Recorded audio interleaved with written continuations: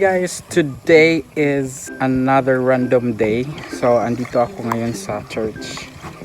So, ito yung local church namin. So, nag-volunteer kami maglinis dito sa labas. And, alam nyo, sobra akong na-paranoid kanina kasi nung pagkaganyan ko, pagkaray ko, may nakita akong dead na ibon, yung newborn na ibon. So ngayon ito, yan yung bunga niya, naapakan ko. Sumigaw ako. Sobrang paranoid na, kaya ayan, takot na ako baka may maapakan ako.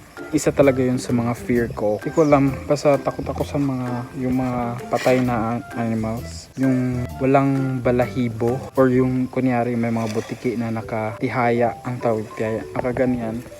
Or may mga ibon, ganyan, parang walang feathers, walang balahibo. Even aso na walang balahibo, sobrang paranoid ako. So andyan si mama. Siya nilinis. So ito yung lilinisin ko. Yan, buong part niya. At saka dun. So ngayon naman, ayan, natatakot ako. So yung mga mag-fast forward na lang ako.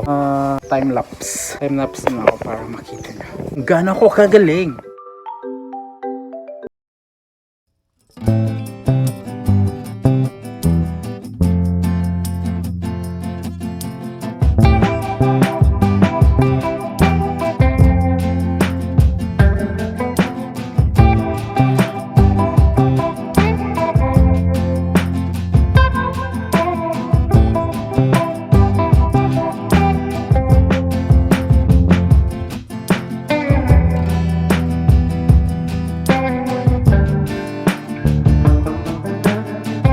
Presentation para bukas. Hi guys, we're going to church.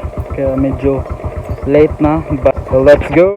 Hi guys, so ngayon I'm here na sa church and I'm controlling the PowerPoint through Mother's Day. Guys, so andito na tayo sa bahay. Kung i-check ngayon yung tinanim namin na batong string bean, bayabas. So, tingnan natin tsura nito. Wow. Actually, meron na talagang yung tumubo na. Hindi na siya, parang hindi na siya naabutan na ilipat. So, dito lang siya. Tapos yan.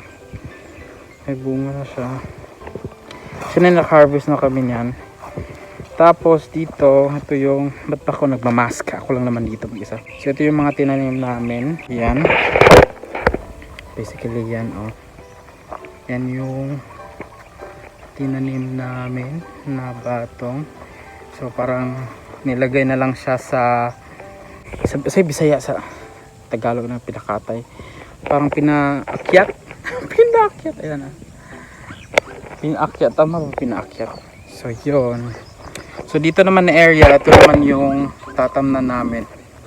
Actually meron akong vlog sa pagtanim ito. Medyo matagal pa yun i-edit. Try ko i-edit. And pakita ko muna ito. Malapit na ba to? So hindi yan isa, dalawa. Actually naabutan ko pa itanim to. Matagal na din yan. Tapos meron kaming malaking mangga dyan. Yan. And dito yung meron kaming mga bibi dito.